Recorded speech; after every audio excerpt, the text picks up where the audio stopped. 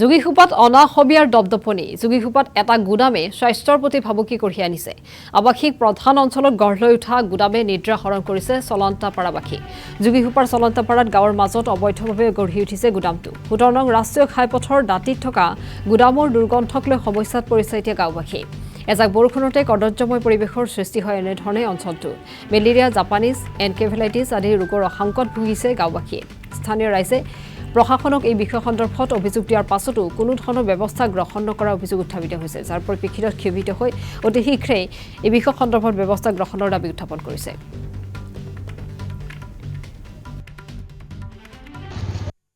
সুবিধা মানে ৰাতিপুৱা ৫টা বজাৰ পৰা এই গেলাৰীৰ পৰা এইবিলাক পুৰা আচাৰাই থাকাৰাই নামায় মানে ব্ৰেইনত লাগি যায় হিৰিত কৰি সেইখিনি অৱস্থাত আমি বিচনাতে থাকোঁ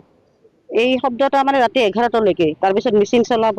মেডিকেলৰ চব বস্তুবিলাক চেলেনে পাইপে এইবিলাক ধানত দিয়া কিবা ড্ৰাম ঔষধৰ সেইবিলাক গলাই ছাৰ তেনেকুৱা এটা দুৰ্গন্ধৰ পৰিস্থিতি হয় আৰু আবেলি সময়ত সিহঁতে যে কি খাই ছাৰ নাকত জলকীয়াৰ ধৰণিত আমি থাকিব নোৱাৰোঁ এনেকৈ মানে বেয়াকৈ সম্ভাৰ দিয়ে মানে আমি থাকিব নোৱাৰোঁ আৰু বেয়া বেয়া বস্তুৰ মানে এইবিলাক কাউৰে লৈ যাব আজিকালিতো জানে সেইবিলাক সিহঁতে খায় আমাৰ কুকুৰে লৈ যায় চোতালত পেলাই টুকুৰাবিলাক ছাৰ ইমান আমি মানে অসুবিধাত গৰুৰ মাংস আমি কাউৰে নিব আমাৰ মুৰ্গী আছে মুৰ্গীয়ে লৈ যায় ইহঁতে পেলাই এইখিনিতে আমাৰ এইখিনিতে ছাৰ পিছফালে এইবিলাক ধোৱা পখালা কৰে ইমান আমি অসুবিধাত ভুগি আছোঁ ছাৰ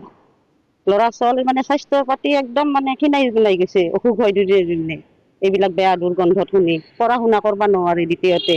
এনি টাইম যদি এইবিলাকৰ শব্দ দুৰ্গন্ধ কেনেকৈ ইয়াতে মানুহ বাচি থাকিম আমিতো জনাইছোৱে তেওঁলোকে ৩ মাহৰ সময় দিছিল তাৰপিছতো তেওঁলোকে আৰু টাইম কেনেকৈ বঢ়াই আনি কেনেকৈ কৰি আছে সেইবিলাক নাজানো ছাৰ ভিতৰুৱা যে ইয়াতে যিটো হৈছে আপোনালোকে এইটো দেখিলে হেৰি কৰিলে গোটেইটো আপোনালোকে ৰেকৰ্ডিঙো কৰিলে ইয়াতে যিটো পৰিৱেশ বিশেষকৈ চাউণ্ড পলিউশ্যন স্বাস্থ্যৰ পৰিৱেশ